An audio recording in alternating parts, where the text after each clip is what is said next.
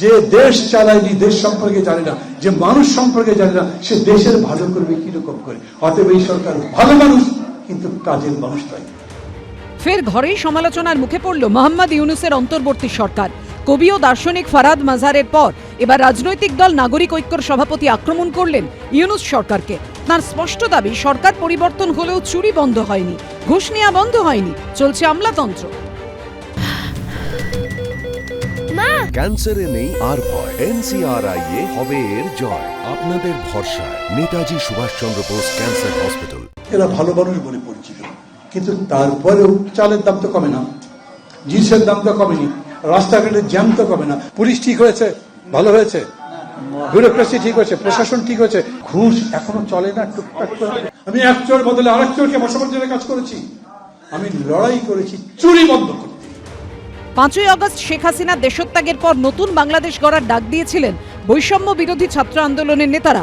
দেশের মাথায় বসেছেন শান্তিতে নোবেলপ্রাপ্ত মোহাম্মদ ইউনূস, কিন্তু তারপর সংখ্যালঘু হিন্দুদের ওপর ক্রমেই আক্রমণ নেমে এসেছে, যার প্রমাণ এই ছবিগুলি।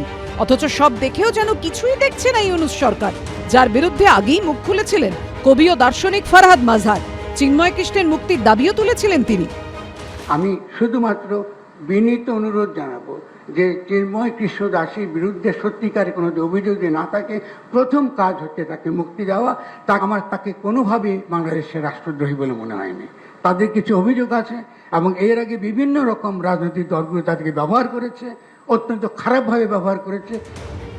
এমনকি বাংলাদেশের প্রধান বিচারপতি সৈয়দ রেফাত আহমেদকেও কার্যত ইউনূস সরকারকে রাজধর্ম পালনের কথা মনে করিয়ে দিয়ে বলেছিলেন, কেউ যাতে ন্যায় বিচার থেকে বঞ্চিত না হয় তা নিশ্চিত করতে হবে। আইনজীবীরা সংবিধানের প্রথম সারির রক্ষক, আইনজীবীরা কণ্ঠহীনদের প্রতিনিধিত্ব করেন, ন্যায় ও সত্য প্রতিষ্ঠায় অসীম ভূমিকা রাখেন আইনজীবীরা। আর এবার নাগরিক ঐক্যর সভাপতি সরাসরি বললেন, দেশের সরকার পরিবর্তন হলেও চুরি ঘুষ থামেনি। আমি লড়াই করেছি আমার অবস্থা বদলাতে, আমি দেশটা ভালো বানাতে চাই, ভালো হয়ে যান সবাই। আমি এই জন্যই বলি, এই যে সরকারটা, এই সরকার এই কাজগুলো করতে পারেনি, রাজনীতি তো কোনোদিন করেনি। আগে খুব রাজনীতি করে, ভাই ভালোবাসা কি রাজনীতি করে? এখন সবাই বলছে একটা ভালো রাজনৈতিক সরকার যদি হতো তাহলে তারা চালাতে পারতে পারে না লোকে, কেন?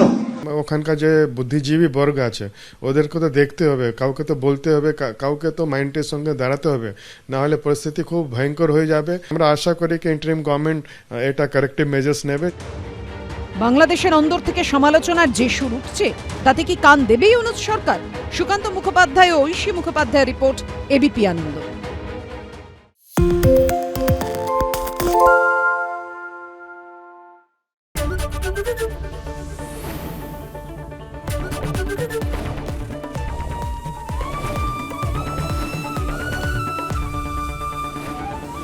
এবিপি আনন্দ, এগিয়ে থাকে, এগিয়ে রাখে।